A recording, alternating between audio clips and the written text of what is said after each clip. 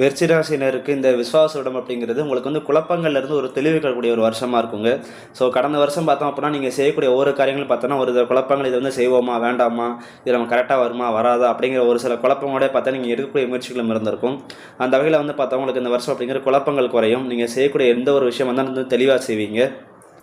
ஒரு சில நபர்களுக்கு வந்து பார்த்தோம் அப்படின்னா குறுக்கு வழிகளில் வந்து பொன் பொருள் சேர்க்கையெல்லாம் ஏற்படக்கூடிய வாய்ப்புகள் இருக்குது. அதே சமயம் இந்த காலத்தை வந்து பார்த்தா நீங்கள் தவிர்க்கக்கூடிய இன்னொரு விஷயம் பார்த்தோம்னா நீங்கள் வந்து இந்த கடன் யார் உங்கள்கிட்ட கேட்குறாங்க அப்படின்னா முடிஞ்சளவு கடன் கொடுக்கறது தவிர்த்துருங்க. ஸோ இந்த காலகட்டத்தை இந்த விசுவாச இடத்தை பொறுத்தளவுக்கு நீங்கள் வந்து கடன் கொடுக்குறீங்க அப்படின்னா திரும்ப வர்றதுக்கு கொஞ்சம் நாளாகும்.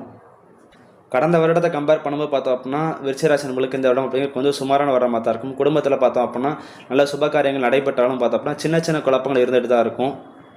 நீங்கள் இன்னொரு கவனமாக இருக்க வேண்டிய விஷயம் வந்து பார்த்தோம் அப்படின்னா நீங்கள் சொந்தமாக தொழில் பண்ணுறீங்க, வியாபாரம் பண்ணுறீங்க அப்படின்னா நீங்கள் இன்வெஸ்ட்மெண்ட் பண்ணுறது வந்து பார்த்தோம் அப்படின்னா கொஞ்சம் கவனமாக இன்வெஸ்ட்மெண்ட் பண்ணுங்கள். முக்கியமாக கூட்டு தொழில் பண்ணுறவங்க வந்து பார்த்தோம் அப்படின்னா உங்கள் கூட்டாளிகள் வந்து நல்லவங்களா கெட்டவங்களான்னு பார்த்து நீங்கள் கூட்டு தொழில் பண்ணுங்கள். ஏன்னா அந்த காலத்தை வந்து கூட்டு தொழில் பண்ணுறவங்களுக்கு உங்களோட பார்ட்னர் உங்களை ஏமாத்துறதுக்கு வாய்ப்புகள் இருக்குது.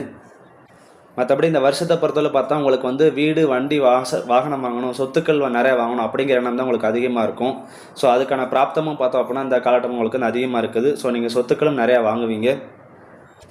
படிப்பை பொறுத்தளவுக்கு மட்டும் பார்த்தா படிப்பில் வந்து கொஞ்சம் அதிகப்படியாக கவனம் எடுத்துக்கோங்க. மற்றபடி இந்த வருஷம் அப்படிங்கிறது நல்லா சிறப்பான வருஷமாக தான் இருக்குது.